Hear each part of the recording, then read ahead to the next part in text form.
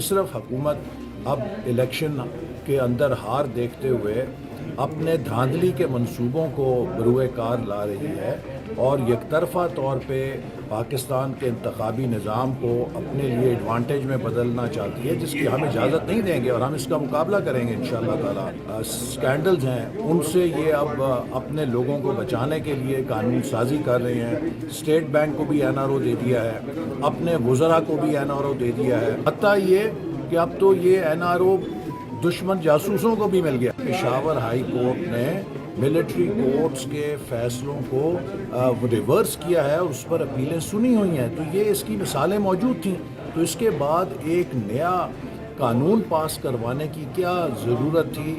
صرف حکومت اب الیکشن کے اندر ہار دیکھتے ہوئے اپنے دھاندلی کے منصوبوں کو بروئے کار لا رہی ہے اور یک طرفہ طور پہ پاکستان کے انتخابی نظام کو اپنے لیے ایڈوانٹیج میں بدلنا چاہتی ہے، جس کی ہم اجازت نہیں دیں گے اور ہم اس کا مقابلہ کریں گے انشاءاللہ تعالیٰ۔ سکینڈلز ہیں ان سے یہ اب اپنے لوگوں کو بچانے کے لیے قانون سازی کر رہے ہیں۔ اسٹیٹ بینک کو بھی این آر او دے دیا ہے، اپنے وزراء کو بھی این آر او دے دیا ہے، حتیٰ یہ کہ اب تو یہ این آر او دشمن جاسوسوں کو بھی مل۔ یوٹیوب پر گوگلی ٹی وی دیکھنے کے لیے youtube.com کی سرچ بار میں گوگلی ٹی وی ٹائپ کریں۔